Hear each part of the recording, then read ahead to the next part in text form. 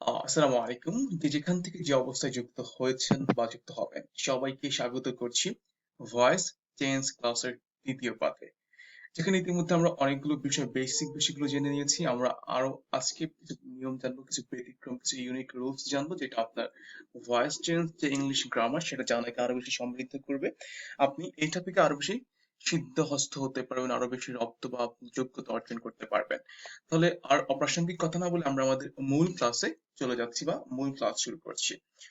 আপনারা প্রথমে দেখতে পাচ্ছেন এখানে আছে passive voice of double object. I repeat the topic, passive voice of double object. What does it mean? It means হচ্ছে যে যদি দুটো অবজেক্ট হয়, এখন অবজেক্ট কি সেটা জানতে হবে। সেটা আই থিঙ্ক আপনারা জেনেছেন, আমার বেসিক সেন্টেন্স প্যাটার্নে আপনারা জেনেছেন সাবজেক্টকে, দুঃখিত ভার্বকে কি বা কাকে দিয়ে প্রশ্ন করলে যে উত্তর পান সেটা হচ্ছে কি অবজেক্ট। তাহলে দেখেন এখানে আই টিচ হিম ইংলিশ, আমি শেখাই, কাকে শেখাই? হিম। এটা হচ্ছে এখানে একটা অবজেক্ট, কি শেখাই? ইংলিশ শেখাই। এই যে দুটো অবজেক্ট, এটা হচ্ছে কি ডাবল অবজেক্ট। এখন যদি একটা বাক্যে ডাবল অবজেক্ট হয় তাহলে আপনি এটা কিভাবে প্যাসিভ ভয়েস করবেন?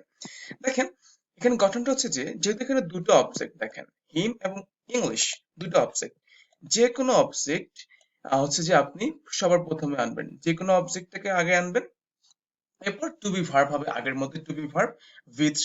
এরপর হচ্ছে কি হবে, আরেকটা যে যে অবজেক্টটা বাকি থাকবে সেই অবজেক্টটা এখানে বসাবেন, এরপর বাই দিবেন, এরপর সাবজেক্ট হয়ে যাবে কি object, subject will be object. তাহলে এখানে দেখেন কি বলছি এখানে, যে যে কোনো অবজেক্ট অর্থাৎ আপনি এই দুটোর যে কোনো একটা অবজেক্ট আপনি প্রথমে আনতে পারেন, বাট আমরা প্রথমে করব ইনডিরেক্ট অবজেক্ট বা ব্যক্তিবাচক অবজেক্ট দিয়ে করব।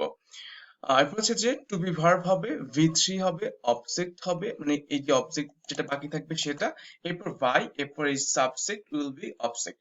এখন দেখেন এখানে আই টিচ হিম ইংলিশ, আমি তাকে ইংলিশ শেখাই। এখন এখানে হচ্ছে এটা হচ্ছে অবজেক্ট, তাহলে আমরা এই ব্যক্তিবাচক অবজেক্টকে আগে আনি। এটা হচ্ছে অবজেক্ট, হিম হয়ে যাবে হি।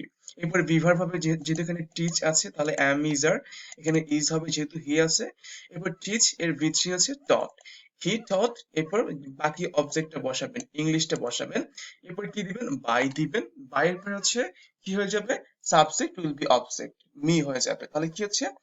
হি is taught English by me. I think সবাই বুঝতে পেরেছেন। এখন কি বলছি এখানে, যে নিয়মটা কি যে কোনো অবজেক্ট আগে আনতে পারেন। আমরা কিন্তু এই জায়গাটা এনেছি ডিরেক্ট, সরি ইনডিরেক্ট অবজেক্ট বা ব্যক্তিবাচক। এখন আপনি যদি ইংলিশ অবজেক্টকে আগে আনেন তাহলে এটা কেমন হতে পারে দেখেন। ইফ ডিরেক্ট অবজেক্ট মানে বস্তুবাচক, যেমন কি দিয়ে প্রশ্ন করলে, আমি কি শেখাই? ইংলিশ শেখাই।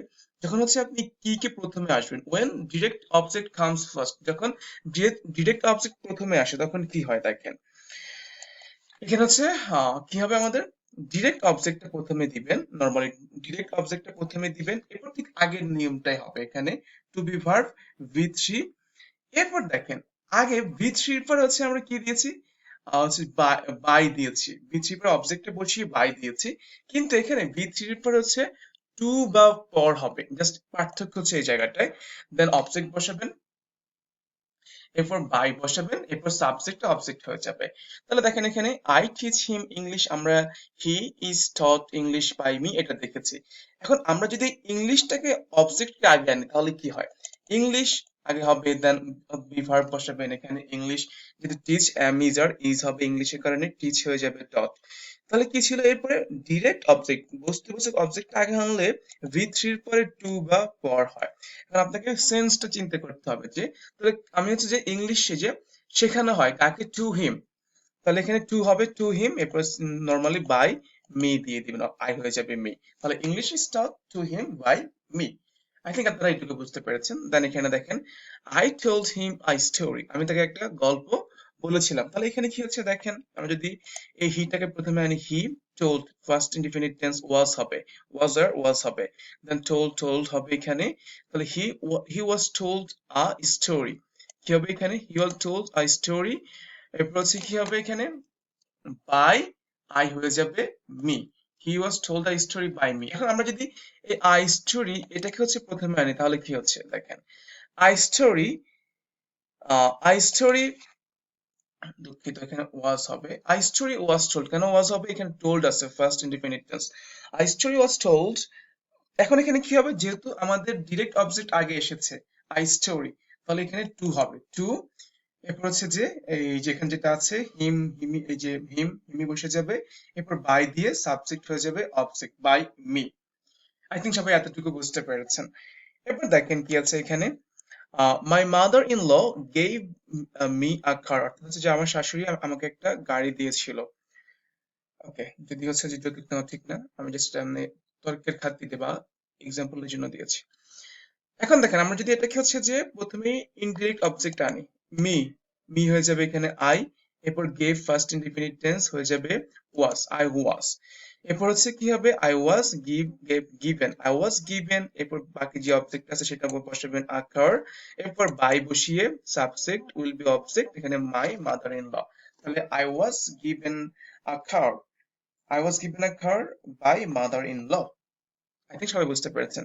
এখন যদি আমরা এটা ডিরেক্ট অবজেক্টকে আগে আনি, অর্থাৎ আকার, আকার ওয়াজ গিভেন, আকার এরপর যেহেতু হচ্ছে গেভ আছে ওয়াজ হবে, আকার ওয়াজ গিভ গেভ গিভেন, আকার ওয়াজ গিভেন টু মি। এই যে এখানে মিটা হয়ে যাবে, এখানে আগে টু দিবেন। আমরা যেটা শিখেছি যে ডিরেক্ট অবজেক্ট বস্তুবাচক অবজেক্ট আগে হলে এখানে টু ব্যবহার করা হয়, এবং to me by mother in law, অর্থাৎ এই যে সাবজেক্ট উইল বি অবজেক্ট, অর্থাৎ মাদার ইন ল হয়ে যাবে। So that's all about passive voice of double object. I think আপনারা এটা বুঝতে পেরে গিয়েছেন ডাবল অবজেক্টটা। ভালো করে দেখবেন, বারবার দেখলে আরো ভালো করে আয়ত্ত হয়ে যাবে। Thank you very much for watching. আসসালামু আলাইকুম।